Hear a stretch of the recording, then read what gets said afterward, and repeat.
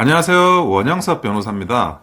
이번에는 정부가 임대인의 과다한 원상복구비 청구를 막기 위해서 원상복구와 관련한 가이드라인을 제정하겠다는 소식을 전해드립니다. 요즘에 원상복구 관련해가지고 분쟁이 굉장히 많습니다. 원상복구라는 거는 예를 들어 뭐 우리가 인테리어 공사를 새로 하고 들어가면 그래도 이게 없던 게 새로 생기니까 비용을 이렇게 주면 없던 게 새로 생기는 거구나 하고 생각을 할 텐데 원상복구비는 일종의 철거비거든요.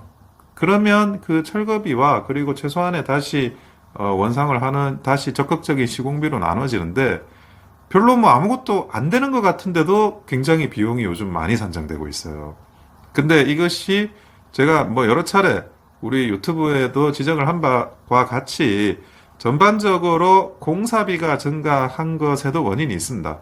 공사비가 갈수록 증가를 하다 보니까 과거에는 원상회복비가 적었는데 이 원상회복비가 점점 올라서 우리가 예측하는 범위 수준 밖으로 이제 원상회복 범위가 올라간 거죠. 근데 이것은 단순히 또 공사비만 올라간 거와는 또 달라요. 그러니까 원상복구의 기준점이라는 게 사실 굉장히 다양합니다.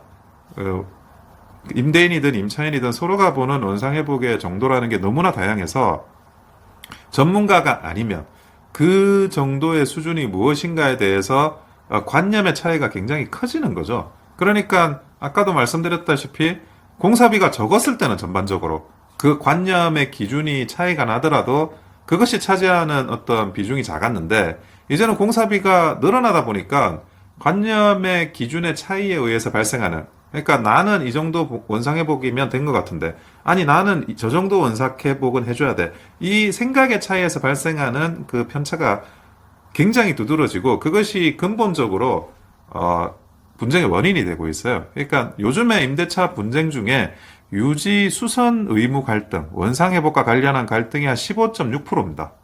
그래서 이거를 가이드라인을 이제 국토부에서 만든다고 하네요.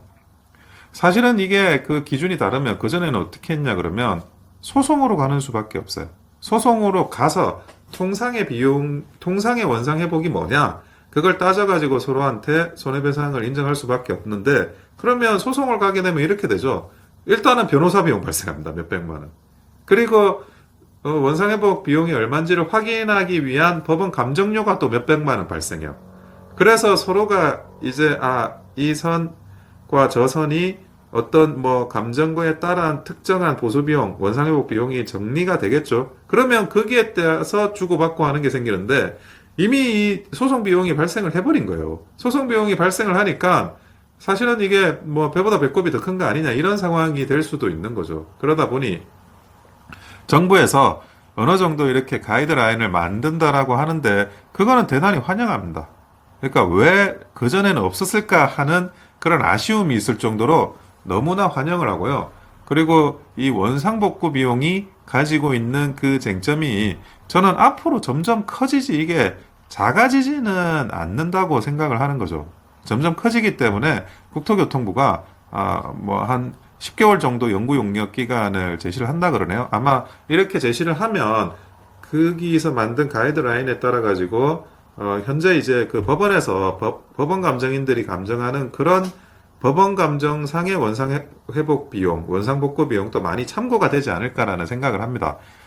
우리가 하나하나 기준을 만들어가는 게, 법리를 만들어가는 게 굉장히 국민의 삶이나 이런 데 있어가지고 중요한 부분입니다. 이 원상복구 비용. 그전에는 기준이 좀 모호하기도 하고 너무 증가되는 상황에서 갈등이 굉장히 많았는데 지금이라도 국토부가 제대로 된 가이드라인을 마련해줘서 이런 분쟁들이 가급적이면 줄어들 수 있기를 소망하도록 하겠습니다.